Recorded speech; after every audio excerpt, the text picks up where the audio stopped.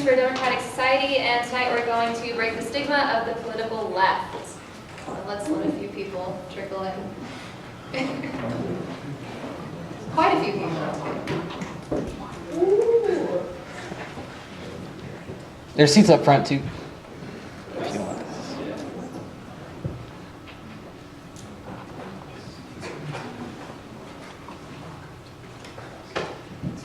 All right, so like I said, we're going to break the stigma of the political left, and in order to understand that, we must first understand the political spectrum.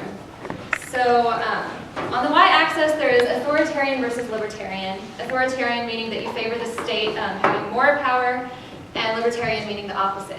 It also represents your progressive values such as gun control, LGBTQ rights, and taxation policies. The x-axis is how you stand economically, the left being in favor of social ownership of the means of production, and the right being in favor of private ownership. In the eyes of the majority of Americans, when they think of the left, they think of American Democrats. On the political spectrum, they're here. So not so left, right? Tonight, we'll be talking about the real left. That's everything on this side of the political spectrum. So we're going to start from the center, moving on out. In order, we'll have social democracy, then democratic socialism, libertarian socialism, anarcho-communism, and then we'll finish with marxism-leninism.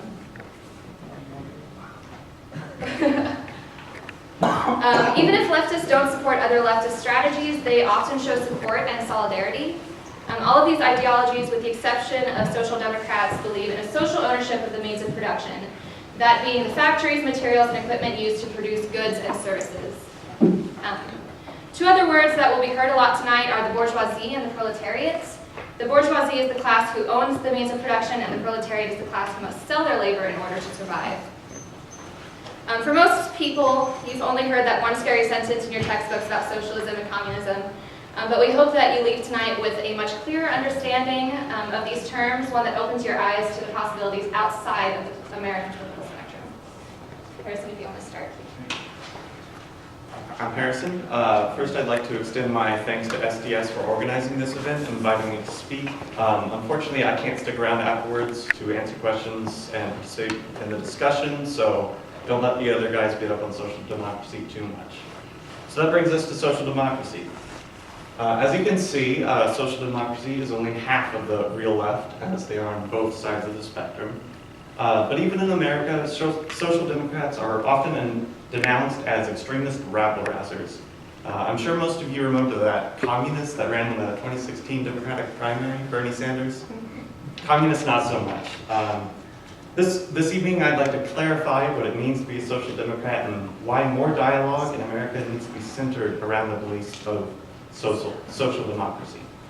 The political climate in America would have people believe that anything remotely associated with the word socialist is akin to the oppressive regimes of Mao and Stalin. I'm sure this panel will list many grievances on the consequences of capitalism, but I'd first like to start with saying that capitalism is most strong in that it is able to compel discussions away from the left. The thing about social democracy is that it does not support the overthrow of the capitalist system.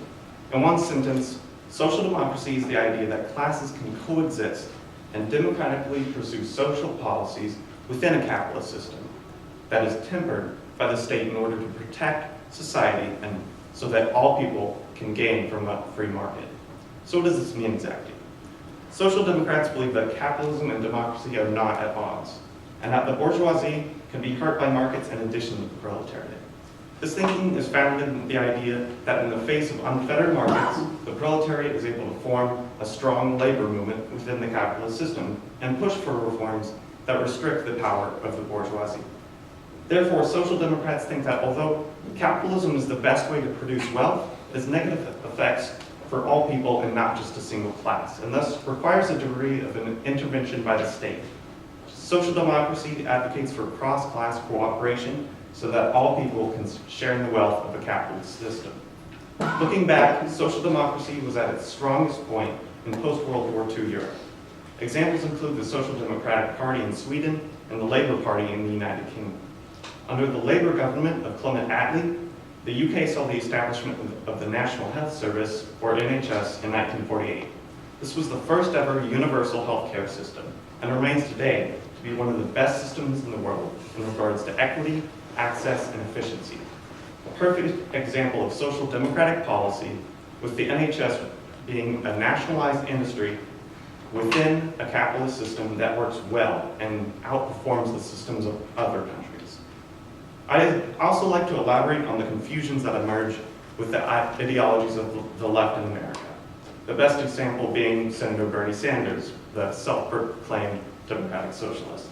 As I'm sure our representative from the Democratic Socialists of America will elaborate, Bernie doesn't technically fit into the ideals of democratic socialism and rather more into the ideals of social democracy. This is the best explained through his advocacy for a Medicare for all healthcare system here in the States that would eliminate the insurance industry and replace it with a state-run, more equitable system that insured all people. Again, similar to the NHS in the United Kingdom, this would simply be a public industry within a capitalist system.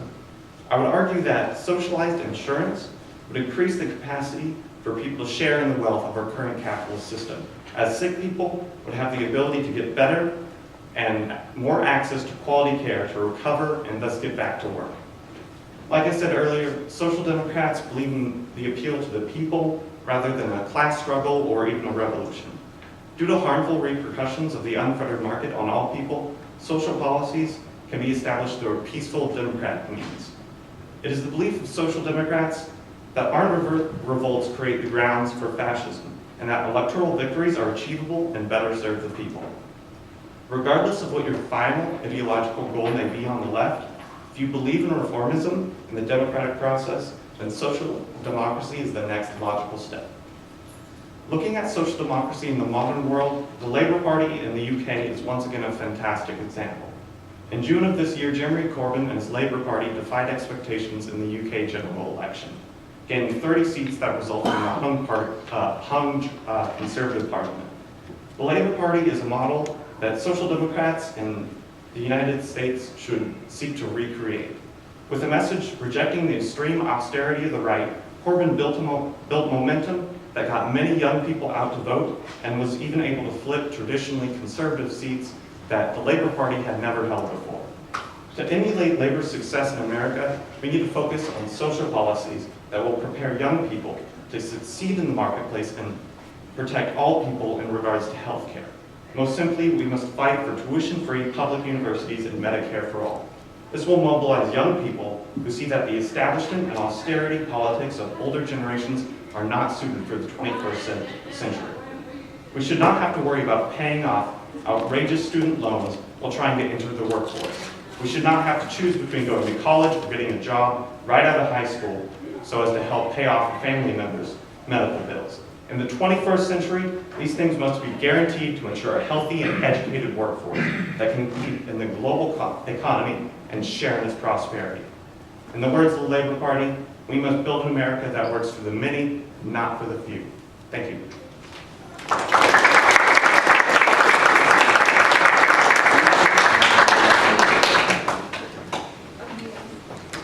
All right, so I'm going to be talking about democratic socialism, more specifically that of the Democratic Socialists of America, otherwise known as the DSA, which is built on the ideology of social ownership of the means of production, as well as radical democracy.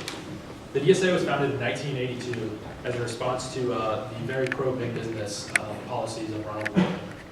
It is a Big Tent organization, meaning it welcomes people from virtually all leftist ideologies, and it is the largest and fastest growing socialist organization in America. The DSA advocates for a ground-up, grassroots political revolution, meaning that they would elect socialists to local offices and then build up from there.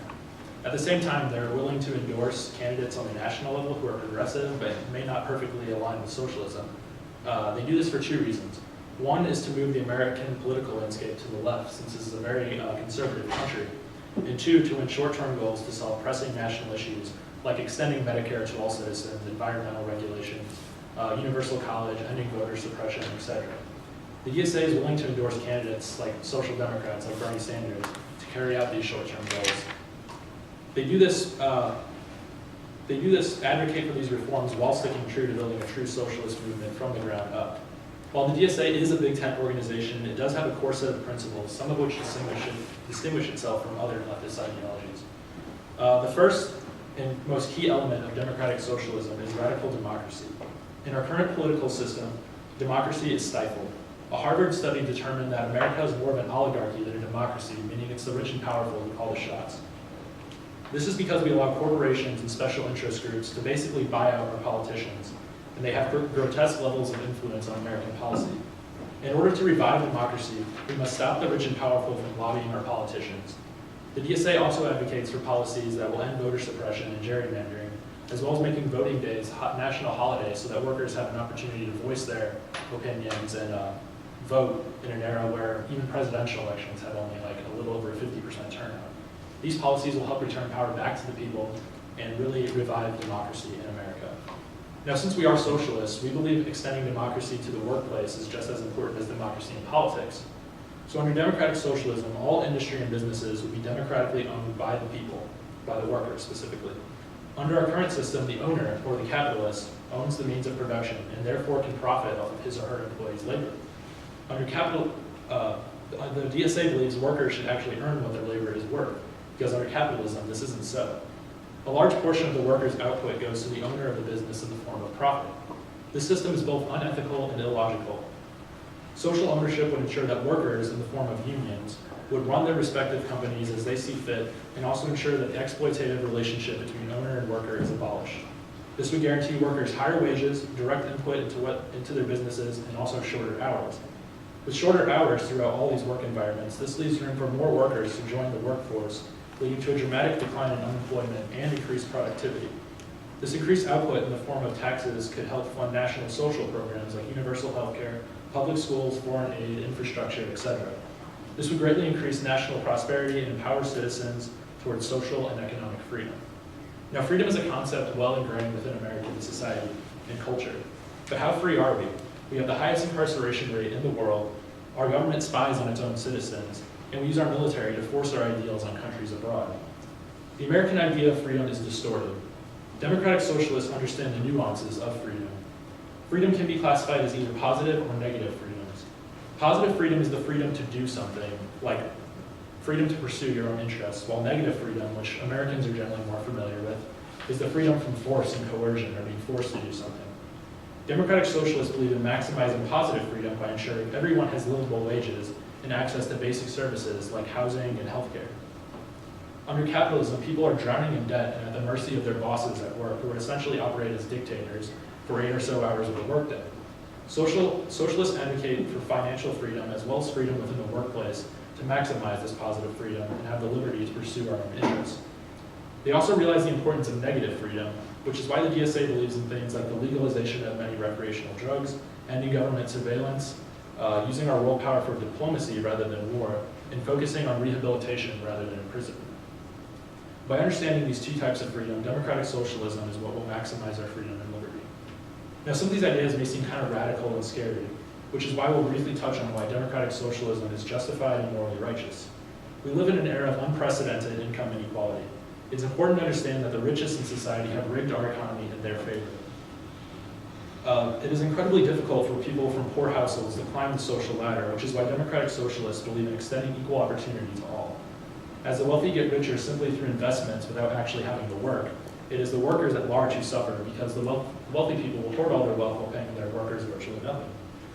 So now things like innovation and hard work would still be rewarded under this system. Not everyone would make the same amount of money, like doctors would still make more than factory workers. This is a common misconception. But socialism would ensure that people are actually paid what their labor is worth without the useless middleman that is profit. While innovation is rewarded, though, we don't believe that entitles people to exploit their workers and pay them nothing while they make billions of dollars. Now, what does democratic socialism mean for our society at large? We strongly believe in traditional liberal values like feminism, anti-racism, and environmentalism. But only through socialism can these goals be fully realized. While we support things like affirmative action, equal housing, and the like, we take things a step further. Since marginalized groups like people of color and women are the ones who suffer most under capitalism, by ushering in democratic socialism, opportunities in education, healthcare, and employment become open to all. That way, these marginalized groups stand to benefit the most from socialism. We also advocate things like women's reproductive rights, amnesty to undocumented immigrants, and taking in refugees. When it comes to pressing issues like climate change, it's important to understand that capitalism is not at all equipped to handle this issue. As we face the very real possibility of environmental catastrophe, it's hard to do anything about it when we live in a society that values profit over human lives and the health of our planet. As democratic socialists, we believe that by abolishing this profit-driven system that we live in, we can come together as a society and switch to 100% green energy. The last thing I want to touch upon is how democratic socialism can transform our very culture. Studies show a startling rise in mental illness over the past several decades. A strong theory is that capitalism is behind this. Today, people are more socially alienated, depressed, and anxious than ever before. We are called the Xanax generation for a reason. As our society calls for extreme competition and individualism, it makes people socially alienated, which greatly increases risk of depression, anxiety, dementia, and even heart disease. Speaking from a biological and evolutionary perspective, humans are naturally social beings, so extreme individualism and competition is unhealthy and against our very human nature. Democratic socialists want to ensure that economic and political freedom through radical democracy, which will go a long way in changing our sick society that values competition over cooperation. The DSA understands that because we are facing national issues like mental health epidemics and environmental collapse, capitalism is extremely unsustainable, and the only remedy is socialism. Democratic socialism will usher in a new era of happiness and prosperity. As perhaps the most famous American socialist, Eugene Debs, once said, "I can see the dawn of the better day for humanity. The people are awakening. In due time, they will and must come to their own." Thank you.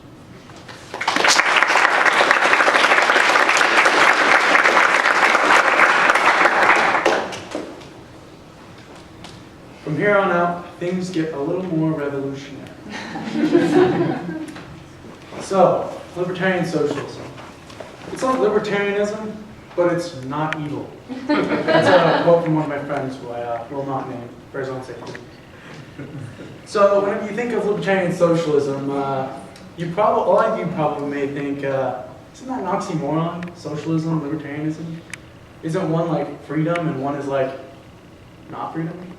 Well, it's not true. Libertarian socialism originally, the term libertarian stems from liberty, freedom, and it is originally a leftist term. It was later co-opted by capitalists whenever they wanted to, whenever they thought the free market was more free. And so leftists nowadays if they're a libertarian socialist, will have to add socialist to the end or left libertarian to make the distinction between left and right libertarian in like American libertarianism. The official Wiktionary definition is any group of political philosophies dedicated to opposing coercive forms of authority and social hierarchy, prominent examples being capitalism and the state, especially one that encourages the direct seizure by the people of the means of production with the aim of moving toward the creation of a radical direct democracy.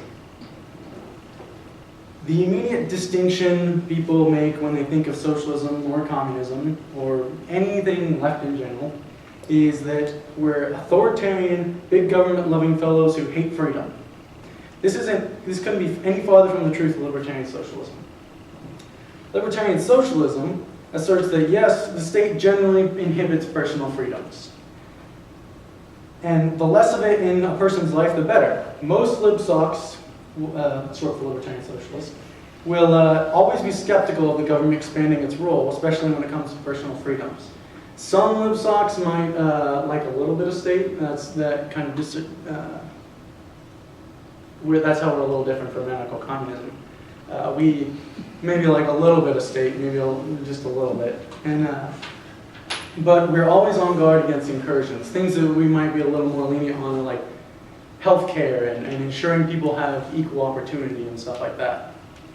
But we're always on guard, and we always are like looking out for incursions in the state, and always any decision that the state has more power, we have to. It's a long deliberation amongst us.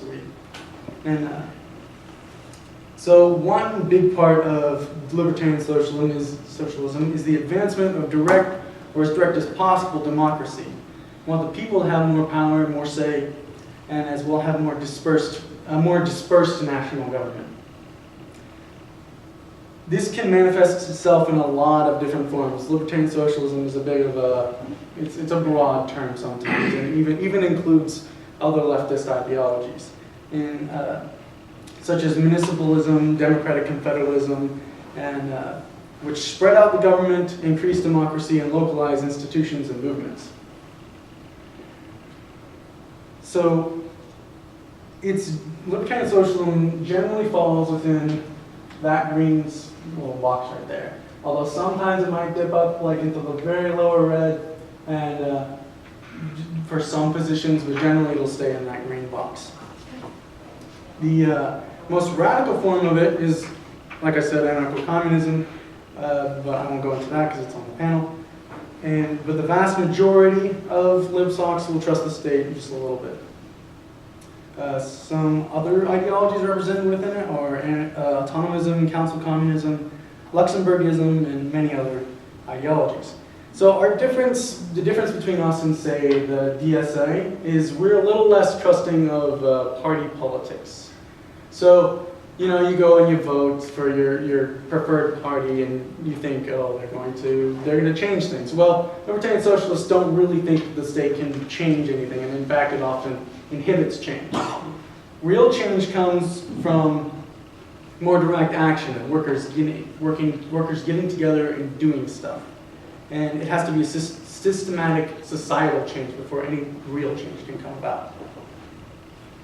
So, some famous libertarian socialisms include people like Bakunin, Oscar Wilde, and Noam Chomsky, who's a bit of an entryist. He's not quite as radical as a lot of them, but he's a good entryist to slide right on into libertarian socialism. So one of the most famous examples of modern day libertarian socialism is a breakaway state in Syria known as Rojava, which is a democratic, confederalized, and directed democracy style government. It operates almost fully independently from the Syrian government, and today it's fighting off ISIS, and it's one of the biggest drives against ISIS. So, and the Rojavan government is made up of interconnected and democratic communes within each of the states in Rojava that make up the Northern Federation of Syria. Even though it's labeled as a federation, it operates more as a decentralized democratic confederation with a lot of different communities and communes having autonomy and power. In all general matters, men and women are equal, and chairs of committees have to have a co-chair of the opposite gender. So it's very inclusive and balanced. There are women's councils formed to discuss women's issues. So if an issue only affects a woman, only women will have a say in it. The co-presidents of the national government, or the prime ministers, there's one male and one female, always. All citizens in Rojava have the ability to participate in a direct form of democracy in their commune, in their community. And they get to make decisions, and no one is excluded from the process unless it is unless it's like a specific issue that deals with specific people and it'll only affect them. It's an almost unprecedented level of representation in the modern world. So I have from a September 2015 report in the New York Times. A former diplomat went over to Rojava, and here's what he had to say about that. For a former diplomat like me, I found it confusing. I kept looking for a hierarchy, the singular leader or signs of a government line, when in fact there was none. There were just groups. There was none of that stifling obedience to the party or the obsequences deference to the big man. A form of government all too evident just across the borders in Turkey to the north and the Kurdish regional government of Iraq to the south. The confident assertiveness of young people was striking. Now, all of this is kind of different, is how it would be discerned from marxism-leninism, which is a more authoritarian form, and has, as Makar will touch on, there's the vanguard party, which is something that libertarian socialism doesn't ascribe to. We don't hold faith in parties and more faith in individuals working together. And then, like I said earlier, most libsocs do not fall within anarcho-communism, which is the most extreme form, the complete absence of the state. And with that,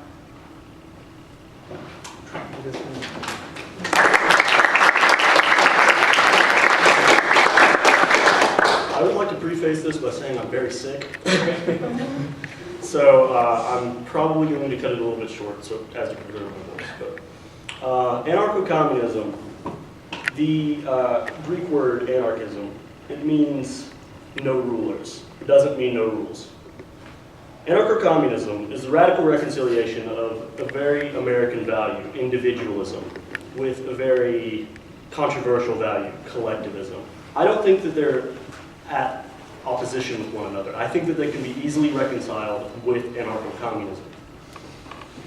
Individualism is the ideal that the self is the most important facet of any society, whereas collectivism is the ideal that the welfare of the society ensures the welfare of the individual.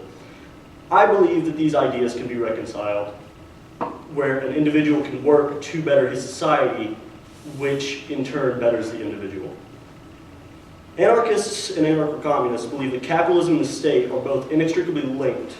They are, poetically said, a two-headed hydra that must be destroyed in order to achieve true freedom. Both heads must be destroyed. Capitalism can continue to exist without a state, and a state can continue to exist without capitalism. It is only once we have transcended both that we may truly be free. Anarchism isn't pure chaos. It's the belief in decentralization to the most possible extreme. Instead of a centralized government localizing or dictating the will of the people, anarchism proposes that municipalities or counties, as we know of them, should govern themselves through the use of workers' councils and direct democracy, and that these counties should cooperate via voluntary confederation, meaning that if these counties don't want to cooperate, they're free to break away from one another. The communism in anarcho-communism comes from the ideal that workers should have complete direct control over their workplaces, the means of production, including complete horizontal democracy in the workplace. There are numerous strategies proposed to achieve the ideal anarchist society. Some, like myself, believe that the best route to an anarchist society would be to forcefully dismantle corporations and the state by deposing the leaders thereof, whereas others believe that if workers voluntarily band together and participate in a nationwide general strike, thus robbing the capitalists of the hands that create their products and services, and then organize into trade union federations, we could theoretically see a peaceful transition from predatory capitalism to an anarcho-communist society. Anarchism as a political idea has existed since the 6th century BC, but anarcho-communism in particular is thought to have been properly theorized by the Russian activist and scientist Peter Kropotkin in the 1890s. Kropotkin himself modeled most of his ideals off of an English philosopher, William Godwin. Numerous revolutionaries have expanded upon the political system outlined by Kropotkin, including theorists and activists Emma Goldman, Murray Bookchin, and Abdullah Öcalan. Anarchist societies have been tried in the past and have been relatively successful in their endeavors given how long each experiment lasted. Unfortunately, both the Free Territory of Ukraine and the anarchist sphere of Catalonia in Spain were eventually destroyed by an alliance of Soviet and fascist forces. Historically, people have not been kind to anarchist societies. I think that anarchist societies are, a lot of people complain about anarchist societies not having a centralized state, thus being unable to be defended. But if we have a well-trained populace, then I think that we can combat any foe that attempts to destroy us. Thanks.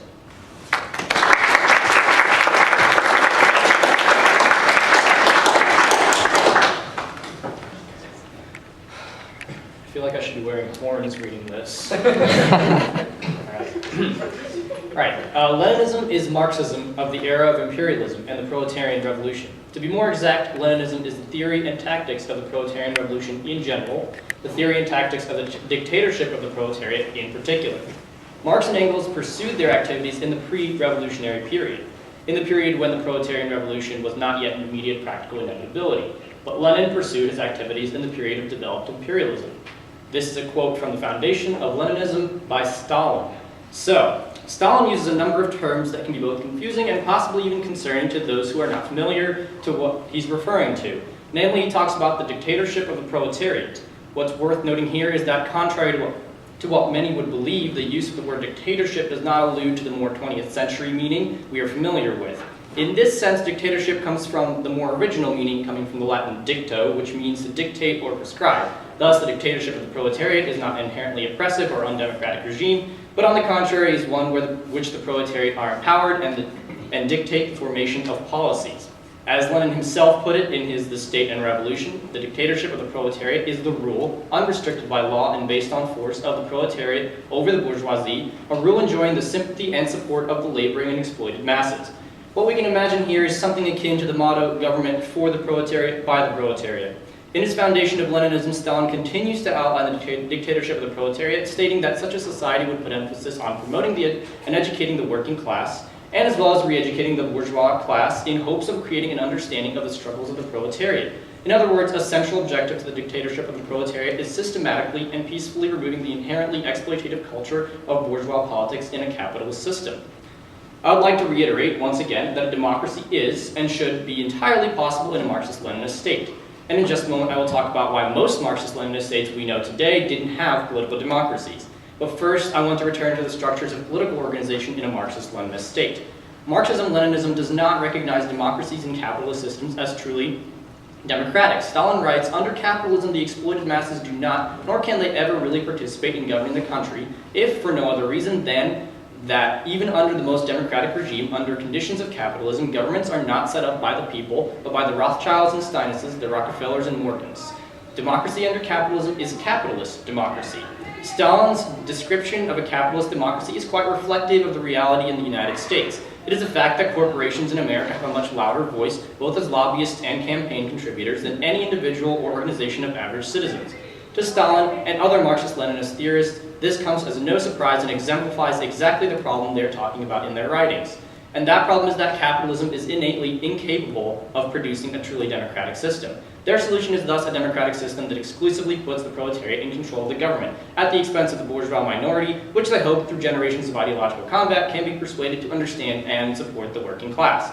Marxism-Leninism is not like democratic socialism, however, in that it purports that there's no way that the working class can assume control without a violent struggle and a definitive defeat of the bourgeoisie, because the bourgeoisie is not just going to give power away.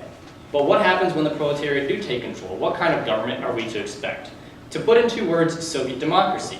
Now that sentence might evoke the strongest of suspicions, fueled largely by a veil of Cold War propaganda and intentional demonization of all things Soviet. Soviet, for one, is simply a Russian word for council, which is exactly what Soviets are. A Soviet democracy is thus a council democracy in which citizens elect representatives in their workplace, in their communities, etc., who form small, highly localized Soviets. These Soviets function as representative bodies for the workplaces or communities that they are responsible for.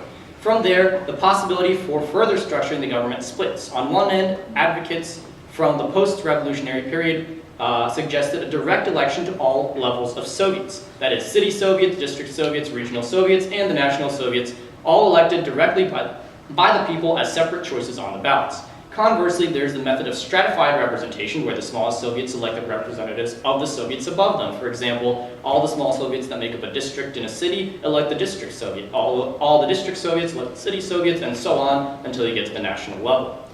Another key aspect of Leninism is the concept of a vanguard party.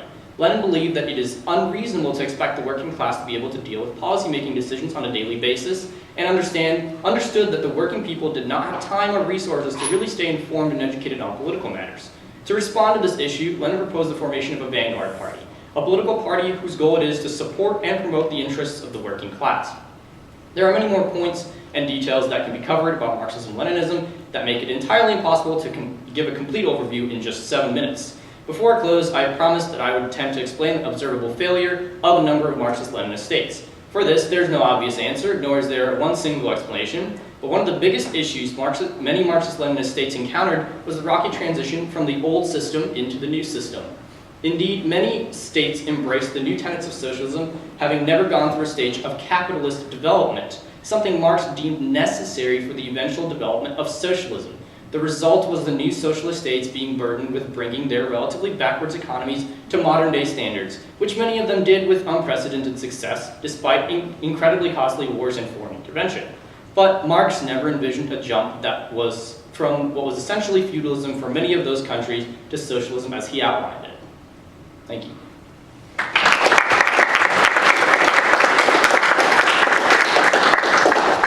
We do have time for any questions, so do any of you guys have any questions? Yes. Hi, thanks for giving your presentations. I thought they were really good. I learned a lot personally about different versions of the left. So personally, me, I'm going to school I'm going to college so I can get a job and so I can be successful. I'd like to be financially successful. I'm hoping to be wealthy enough to provide for my family and to provide them a future. So I'm wondering, in each of your respective systems of socialism, how much of my income I get to keep and how much goes to your version of the state? I'll start with that. Like under democratic socialism, I guess the key point is that what your output, what your labor is worth, you get to keep. Workers are entitled to what they create. So essentially, you would keep pretty like most of the concept of like taxation, like heavy taxation, is like an idea tied to welfare states, like Scandinavian countries, which is more in line with like social democracy. But under this, there would be a need for like heavy taxation of the workers because their wages and their salaries wouldn't be like stolen essentially by the capitalists, and so there would be a need for that. But like I said in my spiel, like if we had full employment and we had everybody in the workforce, there'd be increased company productivity, so people could keep their general levels of prosperity that they have now, while also having this excess productivity that could fund programs like national health care, education, and that alone would ensure that people wouldn't have to pay for those programs and would get to keep more of their money. So, Kind of a follow-up with that. So if there's going to be a state providing those programs, how is the state going to be funded if not through taxes? no, they would be funded through taxes, but like not in the sense that like we think of modern welfare states now, where like the top 1/10 of 1% pays like 40% of their income tax. There wouldn't be those people in this situation. But we believe that this democratic socialism would be an inherently more productive system because everybody would be working. There wouldn't have be fears of like layoffs or anything like that. And so that would lead to more productivity, and then they could use this extra productivity like output, material output, and they could trade it to other countries, and that would in turn need more money for them that they could use to fund these programs, if that makes any sense. All right. Well, in my ideal eventuality, it is the complete abolition of the need for money. So you would, within your community, there would be, you would be provided what you need. However, the process to get there would likely involve like worker co-ops who would work together and decide how much of their money would go to each member. Although the members would, of course, the goal is whatever you need for your family, that's what you would get. Whatever you need to keep your family healthy, flourishing, and there's not exactly a disproportionate amount of wealth. There's people living with tons and tons of wealth that could go to all people, and everyone could live comfortably, even maybe in some form of luxury. Obviously not as luxurious as the top billionaires, but if that's what it takes to make sure that everyone has food on their plate at the end of the day, that's a risk I'm willing to take. So if there's no money, would the services of a surgeon be equal to the services of a janitor? Not really. If the eventuality of no money, in my opinion, comes about with the automation of most services, which is an eventuality that we're rapidly speeding towards, and within like 50 to 75 years, I imagine most jobs, including things like surgeons, will probably be automated, and human interaction will be much less needed. And then that would be sort of a transition to a fully libertarian socialist system. But your work value is not inherently less. A lot of people don't do their job necessarily because of what it pays. If someone really did their job for what they were paid, a lot of teachers wouldn't be doing their jobs because they aren't paid that much, but it's because they enjoy what they're doing. So, but the goal is to have everyone be paid enough to feed their families and live a nice life, unlike what many face in these days. I'm going to give you a pretty simple answer. Under anarcho-communism, on the path to get there anyway, the highest authority would most likely be municipalities or counties, and it would be democratically decided by the citizens of those counties how much of their income goes toward the county. to be So used. my neighbors could decide how much I get. If more people than myself vote, they can decide where it goes. I would say that under a consensus democracy system, you should talk to your neighbors and find out exactly how much they think and you think should go toward the bettering of your community for all. All right, but the majority would rule in the end. Yeah. I think in Marxism-Leninism, we would probably see a stratified income system. So, you know, you being an educated individual, probably holding a more educated position would, in fact, make more than, say, someone who's a janitor. Now that the disproportion of income distribution would be much, much lower and more equalized than it is like in a capitalist system. But nonetheless, you would be making more, which was the case in a lot of Marxist-Leninist states. And kind of what I guess Gavin was saying, ideally there are actually no taxes on people's incomes because people are working in, I guess in Marxism-Leninism, in state-controlled industries or unions or institutions. So instead of the profit being handled by a capitalist who would reinvest and create more building and service opportunities, you would just see the profit of your labor and everyone else's wherever you're working, even if it's in like a political office, would eventually come up to a democratically decided vote, ideally in a Soviet, the council, and then your income, your labor input would be used as profit for redistributing, services to other people. But in terms of what you make in salary, there'd definitely be a distinction between you and like someone who, mops the floor on a regular basis. The emphasis being on the fact that the person who is mopping the floor is still making enough to keep his family fed and happy, just maybe not as much as, the highest individual in society. And I guess my follow-up to you is, I'm guessing there's still probably going to be more janitors than there will be surgeons. So what if the janitors got together and they outvote the surgeons and said that the surgeons' income would be the same as the janitors? Well, okay, so in I guess the Soviet is what you would most likely consider a union today, in that it would be a collection of the professions that encompass that field. So you would be voting among people of your profession.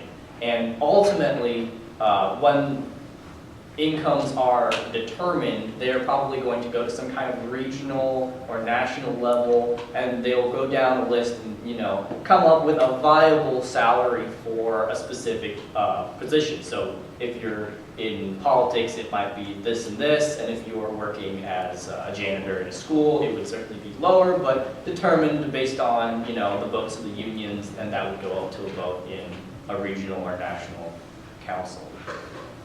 Thank you. Yeah. So just going off that, ultimately saying,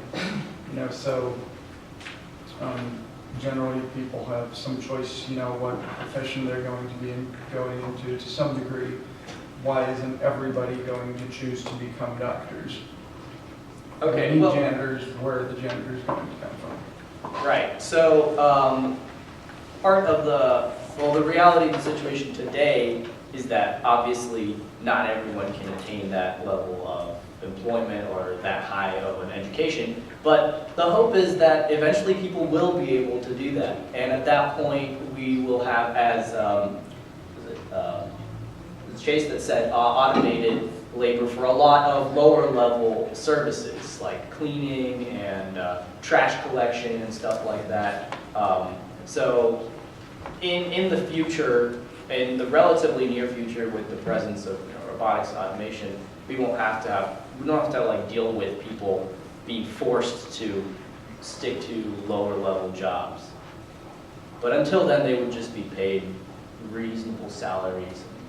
I still think there's some level of like meritocracy, maybe is the right word. Yeah, In yeah. the sense that like not everybody is capable of becoming a doctor in the sense that like if they go through like the education system, like they would still have to like, you know, pass all the right tests, get all the right credentials. Not everybody is capable of that because everybody has strong suits in different areas. Not everybody can be a doctor. So. I would also like to state that I don't want to become a doctor. I don't know about you. I don't know about any of you. If you all want to become doctors, that'd be pretty strange. But Personally, if nothing's getting clean because we don't have enough janitors, I'll go clean it myself.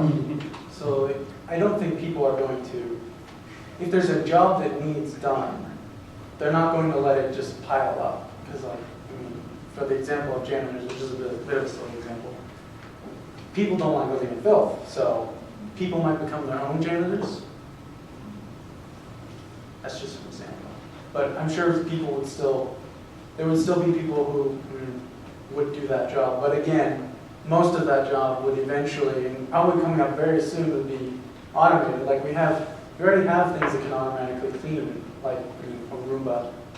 So yeah, that's just going to get more and more advanced, just like every other job, because it's cheaper and you don't have to pay a human being to do it. And automation in the future will hopefully mean more vacation days, less hours, rather than just like layoffs and things of that nature.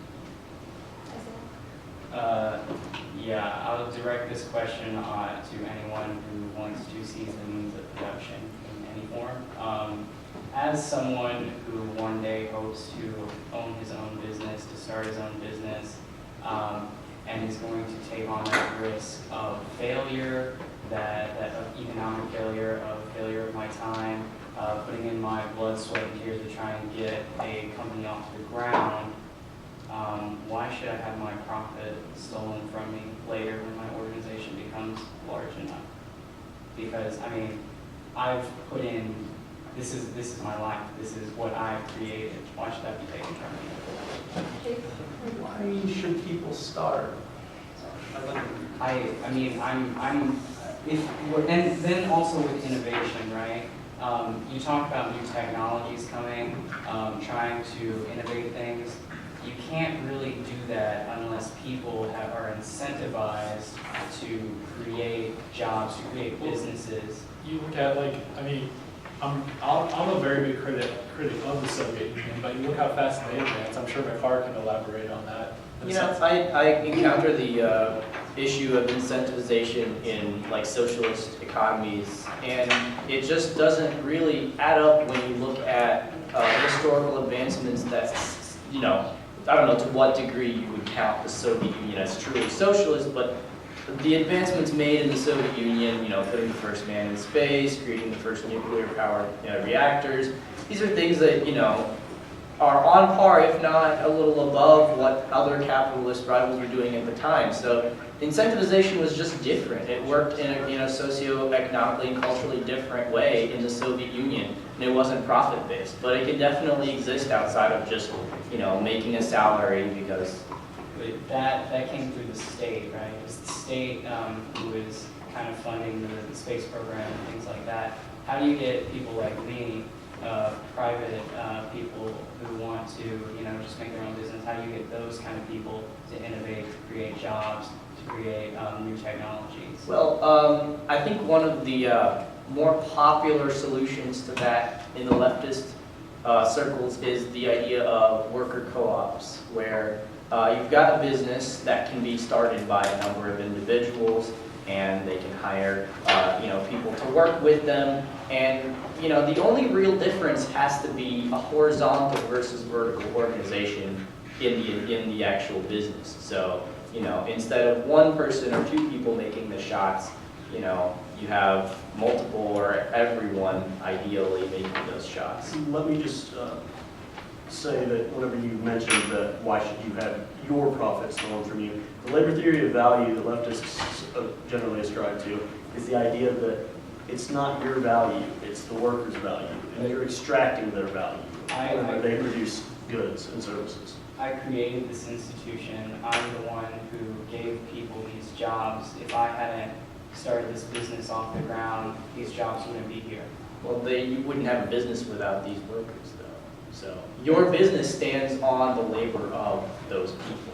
It wouldn't exist, it couldn't exist unless it was a one-man business.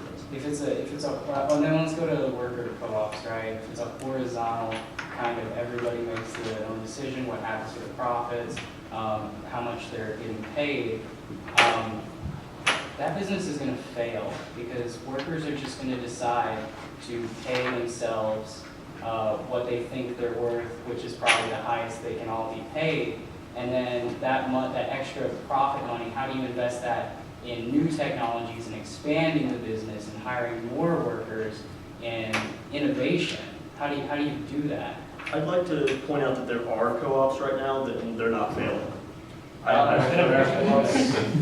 Well, I think, again, there's just this clinging to a profit-based culture of, how do we incentivize people without profit, without, someone making money and then that is their incentive to innovate and whatnot. But it would, if a co-op chooses to just pay everyone absurd salaries and not reinvest, it would fail. And another co-op who is the wiser and invests their profits in growing the company and making sure that innovation is a central goal to their co-op, they're going to succeed. And so, I don't think it's that radically different. The only big change is that it's not one person who decides what to do with all of the value created by the workers. And I think that's really the only difference. If every business is a co-op though, and they know that if they fail in this one, they can just go work somewhere else, there's no risk of failure. So they're obviously going to try and pay themselves as much as they can, and then everything fails. That's what I'm getting at. That unless you have that risk of failure, things can't really succeed. You can't really innovate. But there is a risk of failure. I just said, if a co-op fails, that they lose their jobs, But right? then they go get another job somewhere else. Isn't that how it works today? If you lose your job, you go and get another job. If your company goes, if your company goes bankrupt, you create a new company, or I don't know what you do after that. I don't see how it's any different. Also, innovation exists independent of capitalism. That's just a fact. Innovation has existed as long as human history has been around. It's not because of capitalism, it's because humans are amazing. I think actually one good example of where innovation and capitalism clash is in the scientific research community. A lot is now based on you creating some kind of positive result in your study, and you are granted money, and so there's the incentive of you're being paid to produce positive results, but the negative effect of that is people start creating studies that are false and skewing numbers that are false just so they can keep food on the table, because a lot of these researchers in labs are not paid all that much. So you could quite easily turn the entire argument around and say that profit de-incentivizes people into honest and ultimately productive labor. Could I add one thing to that, or real quick before we move on? I think there's like a lot of justifications for like every type of economic system that we have, like slavery, feudalism, capitalism. They all come with their own justifications. So like, if you're a business owner, the reason that you get to be on the top is that you're the one who has the responsibility. You take the risks. You get paid the big bucks. For a reason. And like you said, it's your life, and you really have to invest yourself in that. I think the criticism coming out of this is that there might be reasons why bosses may or may not, should or should not exist in their positions, but the whole system itself is flawed because your wealth and the profits that you decide to spend as a business owner are produced by other people. So feudalism, the king, got to be royal because he was, or she was he was the person who had to protect everybody. That's a lot of responsibility. You got to find the knights. You got to pick the best knights, otherwise you're going to get killed. So there's all sorts of justifications you could have, but in the end, capitalism is a flawed system because there's more workers in a business than just the owner. And there's an ideological projection that we have, Steve Jobs made Apple. But in reality, he's an important part of Apple, but he's not the only part of Apple. The workers who, hundreds of thousands of workers now are making the products that he gets the credit for. And I think another thing is that you're talking about how all this risk that goes into your business, we're criticizing the system, not so much the people that do this. Like, it doesn't have to be that way.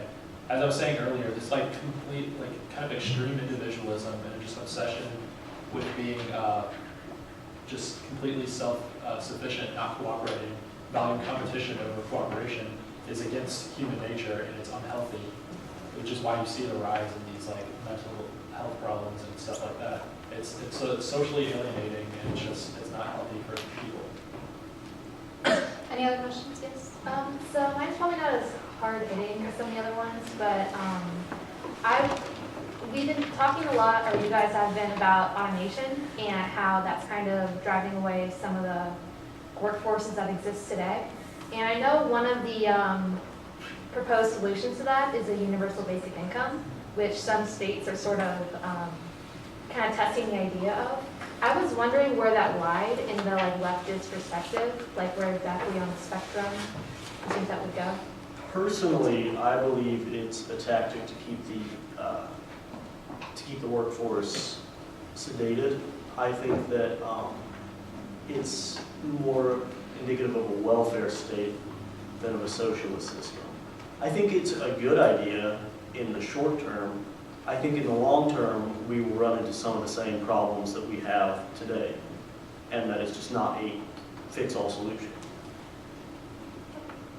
Yeah, I think You want to go? No, go. One of the solutions, and forgive me for using the example, the Soviet Union was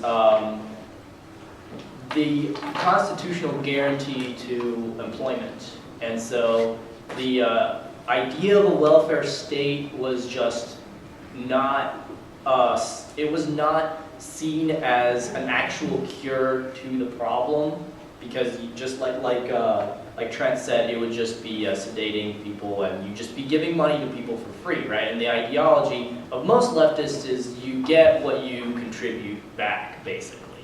So an alternative would be just to make sure that employment is possible for everyone. And statistically, a lot of Marxist-Leninist states boast fairly low unemployment rates, which basically gets rid of the problem of what do we do with people who aren't earning anything.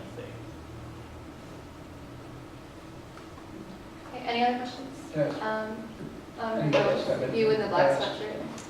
Yeah, okay, so not to return too far back to something we already covered a long time ago, but I actually am trying to be a doctor currently, so I'm a senior, I'm 21, and in America and also in Germany, at least, in most places of Europe, I would probably be about 30 before I actually became a practicing physician. So my question is, oh, and also once I get my license, if I make one mistake, which is totally justifiable, I'd lose my job, like forever, lose your license, totally understandable, I agree with that 100%. So my question is, this is mostly for the Libertarian Socialism, sorry, I don't remember your name, I apologize for that.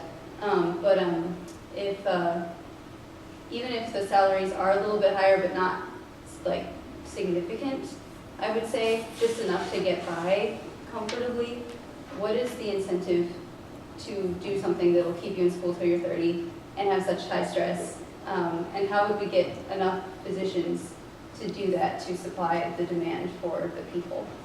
Why do you want to be a physician? I want to be a physician to save lives, but I also would not give up that much of my life if I lived off of a minimum wage salary. Would you rather work at McDonald's or something like that? No. Then there's your answer. If you But- love doing that, there's not going to be a shortage of people who want to save lives.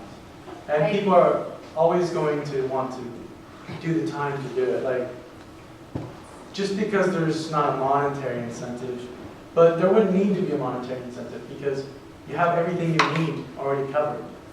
And one of the things that capitalism creates is a desire for items that it shouldn't exist.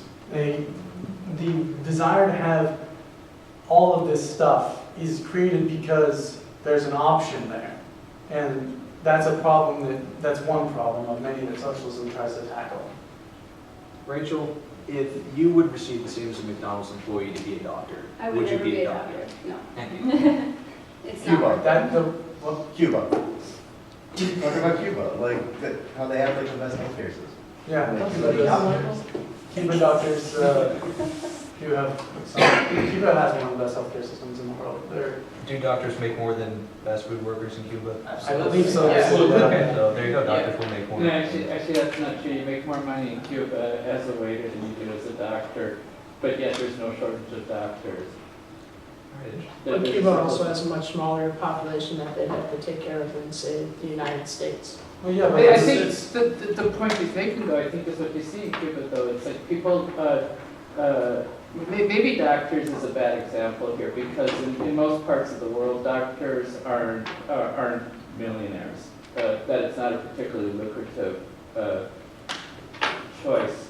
So that we're maybe talking a little bit after Yeah, Marxist like here. in other parts of the world, being a doctor is equivalent socially to being a teacher here. Yeah. Like you get paid like middle of the line salaries. It's like a hard job that you do, and you only do it if like you really want to do it. I think maybe talking about teachers is maybe a better thing, because there's teachers who can make a lot more money being a plumber instead, and decide to become teachers precisely because of what you're saying. It's because of what they love doing.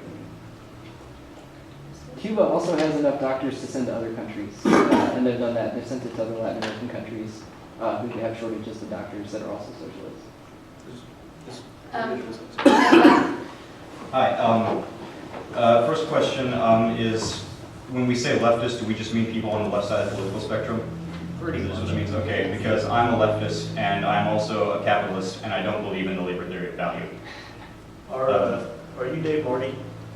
Oh, did you read my email? Yeah. Yeah. So why would you consider yourself a leftist? Well, because capitalism isn't necessarily on the left or the right. I mean, if we're talking about the right, that's just essentially more conservative. Specifically, why do you consider yourself a leftist?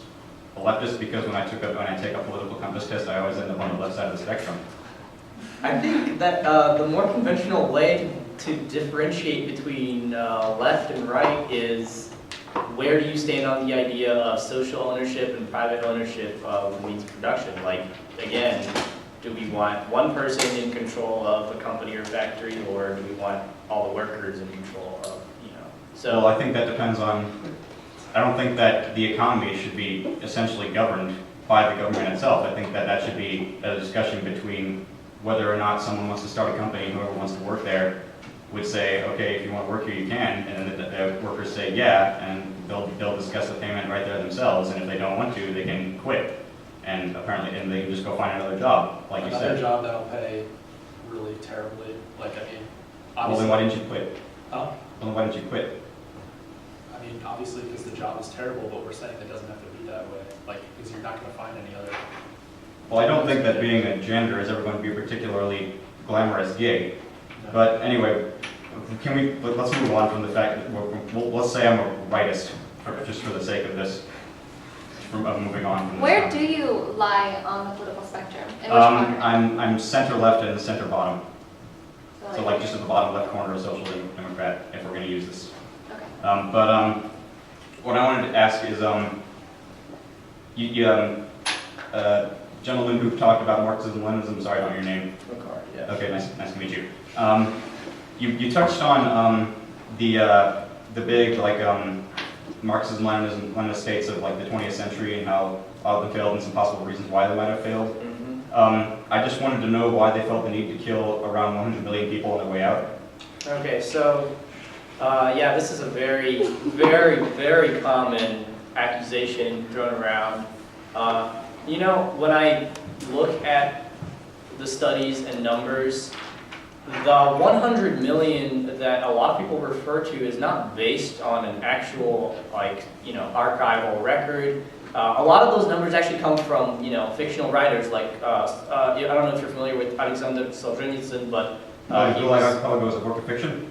Well, no, but I'm just saying that it was written by a prisoner who had absolutely no way of counting the actual, prison statistics if he was inside the system and not in the administrative body.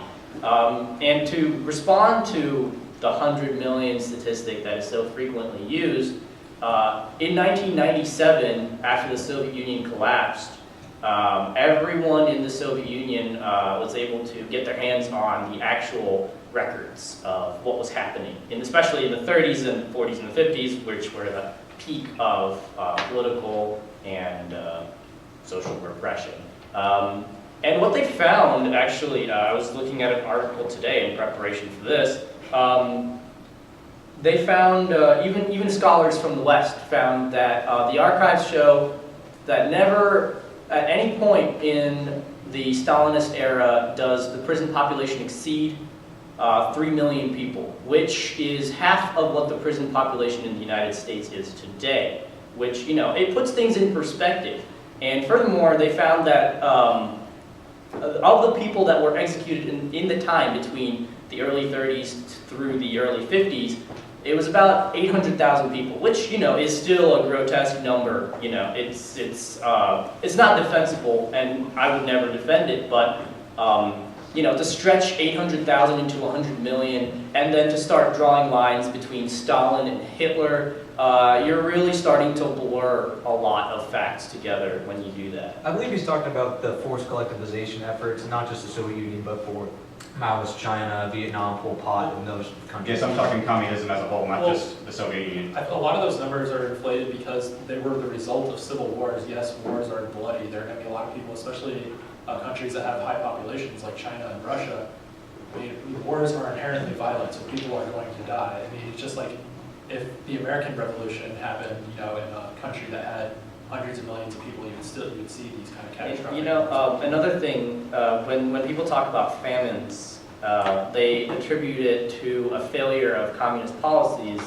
Famines have been happening historically for a very, very long time, and they've been recurring in regions. They happen in specific regions due to their geographic, you know, predispositions and whatnot. And there are actually plenty of examples of capitalism doing exactly the same thing. In India, during the rule of the British East Trade Company, or what's it called? East India Trade Company, the numbers go up as far as 40 and 50 million in total of all the famines that happened. And they were directly a result of people in charge of the agricultural policies telling farmers not to grow food agricultural products, but like cotton and stuff, because it was their job to turn a profit and basically, you know, make money off of the region that they were in charge of. So right, the government telling people what to do. Right, but it was the company that was doing that. Mandated by the government. No, the company operated fairly. It was a monopoly granted by the government, and the East Indian Trading Company had the rule of law behind it. Yeah. So if AT&T was given a monopoly and everybody had to obey AT&T. But yeah, but you know, the whole thought process is one of turning a profit, right? That's right. Yeah, so, you know, you could point fingers and connect numbers and statistics to make really just about any argument.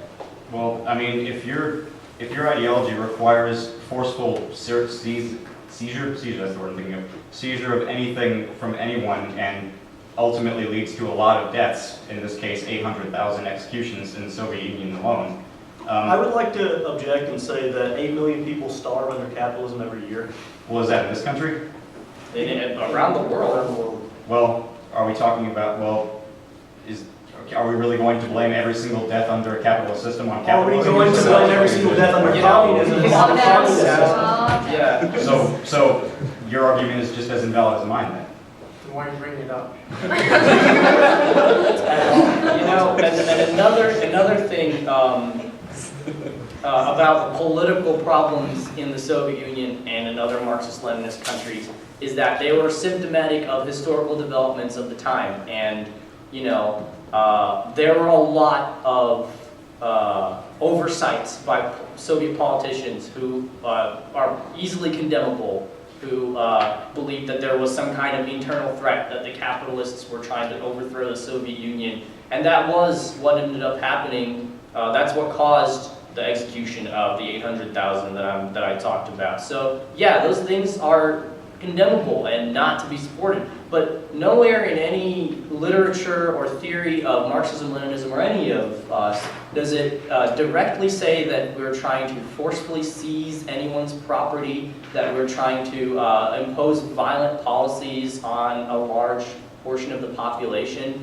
These things happened as a result of realpolitik, of, you know, people dealing with really complicated political problems of the time, and dealing with them poorly, one might say, but that's just the way it happened, that's the way they decided to go about it, and it's wrong, absolutely. So what happens when you come to seize the means of production and the person running the means of production at the time, or at least in charge of the means of production at the time, says, no, I don't want to give you my means of production? Well, yeah, and you so... do that, do you kill them? No, you don't have to kill someone if you then? disagree with them. Well, what happens then? Well, you know, when you're talking about a country that is governed by laws, once you have taken control of the governing body and of the policy-making institutions, you put in place these policies, and people who defy them are breaking the law. They can be fined, they can be put in prison for breaking the law, just like, you know, any other law-structured society. You know, it doesn't have to be marching into someone's factory and shooting them for not, you know, sharing the means of production. It sounds like then it would be the law. We're gonna marching take into their factories. someone else's questions that hasn't. Oh, I haven't asked a question. Yes. So a lot of it seems like your arguments rest on the fact that like capitalism results, like you blame capitalism for starvation at a couple points at least it seems, and you talk about how workers aren't getting paid what they deserve. Well, as far as workers getting paid what they deserve, the whole idea of capitalism is it's based on an intricate supply and demand relationship of everyone in society's decision making, and if someone's not getting paid what they deserve in one company, these employers aren't colluding together to fix wages. They can find another company where they'll get paid more than what they deserve. And as far as world poverty, as far back as, or as soon as 1820, upwards of, depending on your definition of poverty, 80 or 90% of the world lived in poverty. And right now that number is about 10%. And obviously we haven't seen any of these major long-term lasting social movements. Not everyone's living in a commune or socialist government. It's not socialism that's brought that drop in poverty rate about, even as, I mean, so income distribution, yes, has widened, but the quality of life for everyone has improved. Yeah, so are you putting the income distribution ahead of quality of life? We're not denying that, because obviously if we if you subscribe to Marxist theory, it's a progression from like feudalism to capitalism to socialism, and then I guess communism. But with capitalism, it was a necessary step. It was a huge improvement from feudalism. We don't deny the achievements of capitalism, but we think like any other system, like feudalism, it's outdated in that we have enough infrastructure built up from capitalism to where we can have collective ownership of our. Does that answer your question? I guess, yeah. Anyone else? You? So how does a student at Truman further leftist or socialist goals, basically? Join SDS. I think one of the biggest things, I speak as an outsider, so take my advice with a grain of salt because I'm not American, but there's just not enough discussion like this. Even with disagreement, even with disputes, there's not enough discussion in America about leftism and what the ideologies are really about and what was written by Marx and Engels and Lenin and all those people. So I think the first step is just to educate yourself, take time to read. If you're interested, take time to read what these people have had to say, because regardless of whether or not you agree with them, the fact is that they contributed a lot of thought to sociology and economics and politics, and we just need to start opening up a discussion about this. And I think it's also important that a lot of Americans are indoctrinated into believing, like buying into the whole like Red Scare narrative in a sense, because the reason the Red Scare started is because it challenged those in power, it challenged the wealthy and the powerful. And so I think it's important to bring up like this kind of discourse and just like challenge people's beliefs in capitalism. Even if you don't think that you would agree with socialism, it's good to know what you're arguing against. I have read Mises, I have read Hayek, I have read Rothbard, Murray, Sell Your Children, Rothbard, and I found that I disagree with all of them completely. And it's just good to know both sides so you can decide which one works for you as a political ideal. Anyone else? I got a yes or no. Can I have a yes or no, agree or disagree with the statement? And here's the statement. Although not preferable, violent revolution is an acceptable means to achieve our political goals. Yes. eventually, if it's. Yes for me for sure. Yes. If it can't be achieved democratically, which is, again, the ideal method, we shouldn't have people hoarding the means of production, is our view. So basically, you're going to force everyone to be charitable, right? What do you mean by that? What do you mean by that? So you're saying, so we're going to have this lovely government, or lack of which. Yeah, we're But can't do the government. but basically the groups or unions or everything is going to have everyone have to be charitable to everyone else. What do you mean by charitable? It's not charity, Okay. but earning what their labor is actually worth. It's not charity. But still, sorry, you turn that off. But still, it seems to me that you would have to. I believe the point she's Sorry. trying to make is that in the end, it seems like a lot of, again, it falls into the taxation thing where eventually we will be told to work for other people. Where even if I would not wish to work for other people, I would still, in your system, be required to work toward Do you not work That's for what you other see in the people in this marxism system? system that your speaker advocated for last year. Like, in the end, after a long time, they were still required to work for people, and now their, like, rates have gone down of, like, how they feel about the organization. Are you referring to Richard Wolff? What? Are you talking about Richard Wolff? Yes. What was your point? Oh, I just read some literature about the Madrigons last year after seeing him speak, and a lot of they went back and interviewed like a long time after they had these like communal like ownership of these companies, and a lot of the workers were actually feeling like it was such a big organization, and that they didn't feel like they had any more power or say in the organization than they did under a private organization after this had gone on for a little while, like and the organization had grown. So he's saying, like, isn't it kind of inevitable that as the organization grows, obviously you're not going to have, like, a one-on-one influence on all these decisions and stuff, and it's just going to end up being a lot like being a part of a company now. That's why, at least from my version, we like more localized events in democratic federalism. So you know the people you're working with, you know the people you're interacting with in this chapter of an organization. You directly interact with these people in your community.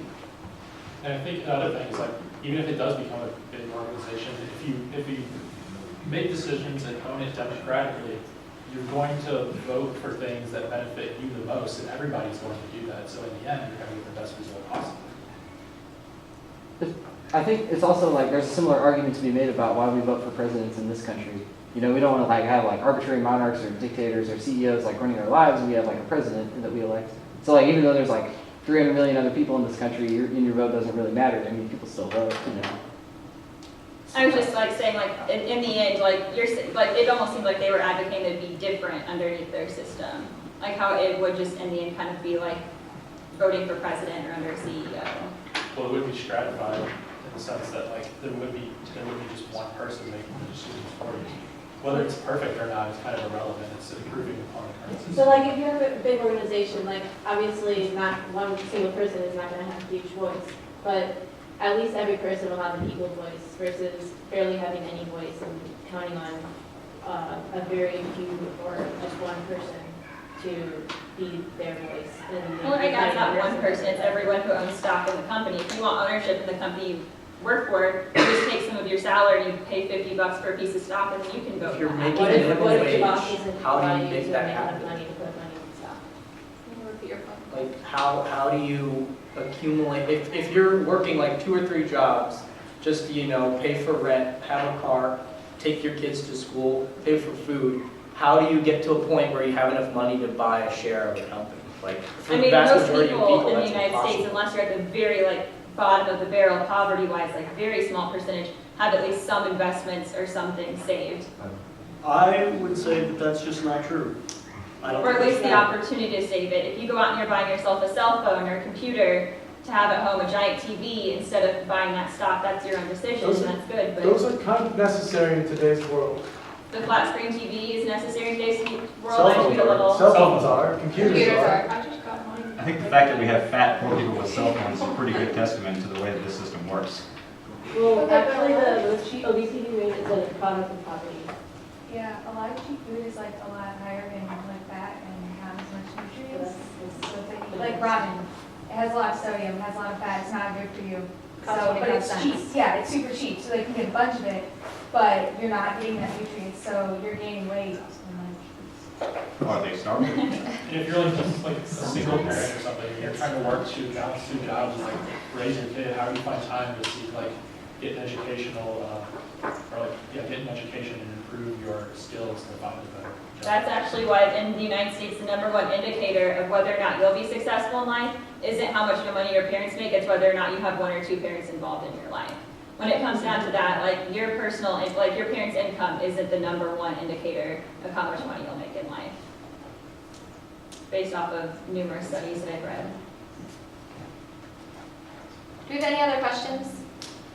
Yes. I wanted kind of an introduction, like you were saying, your critique with like leftism was that under all these systems you would be forced to like kind of work with other people or something like that. But under a lot of them, like I know under anarcho-communism, if you didn't like the co-op or your commune or whatever, you could literally just leave and go off in the woods or something. But maybe it'd be advantageous for you to stay in the co-op. Maybe it'd be better for you just to go off in the woods and eat berries. But yeah, you'd have the option to do it. With me, I think leftism is a lot about freedom and stuff. That's I would say that anarcho-communism, it doesn't punish antisocial behavior, it just doesn't incentivize it.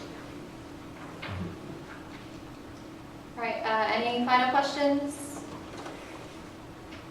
All right, You guys talked a lot about like the left and climate change, so I want to hear like from you all specifically how you think your ideology would like help counteract climate change and help encourage green energy and green change for the better. Well, I think by removing the profit motive, in the sense it would just be these guys who care about nothing but making a profit. If it's democratically owned, they're going to do what's best for the society at large. So with that being said, especially as more like science develops and like more like economic or not economic, environmental catastrophes happen, they're going to recognize the need to change things. And private ownership inhibits that. So I think by getting rid of that profit incentive, it'll be a lot easier to do that. And I hope other people agree. There's, like you said, one of the biggest driving factors behind inaction on climate change is the fact that people make money off of it, off of oil. They can pay politicians to keep that going because they care about what money goes into their pockets and not necessarily the environment. I mean, most of them are going to be dead by the time it has any effect on them. It's like we want to actually discuss like whether climate change is real or not. Like I don't think that's something we want to bring up because like in science is basically a consensus at this point, and it's a really pressing national and global issue. So it's something that needs to be dealt with. Branching off of what he said about there's a ton of individuals who don't believe in climate change. I think a big enemy of climate change could be education. I believe that a revamped education under my system, under any of these systems, could inform individuals of the dangers of overconsumption and the path which humans are undertaking currently with unsustainable energy. And generally, I hope that without profit being the main incentive, humans would turn to more reliable, more sustainable energy sources that don't harm the atmosphere as much. All right, one final point. We do have this website up here. If you guys want to find out where you lie on the political spectrum, you can go to specker.org. There are many of them out there. This is just the one that I use. And thank you all for coming.